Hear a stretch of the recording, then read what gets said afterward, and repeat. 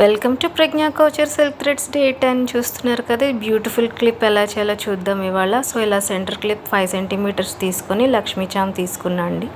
ఈ లక్ష్మీ చాము ఇలా B7000తో సెంటర్కి వచ్చేటట్టు అంటించుకోవాలి. బట్ అది ఫస్ట్ B7000 వెంటనే ఇట్లా పెడితే ఇలా కిందకు వచ్చేస్తుంది. అలాగని కొంచెం సెటిల్ అయ్యాక పెట్టాలి. అలాగే 6K రెడ్ ఐ కుందన్ తీసుకున్నాను. అలాగే 6K వైట్ కుందన్ తీసుకున్నాను ఐ.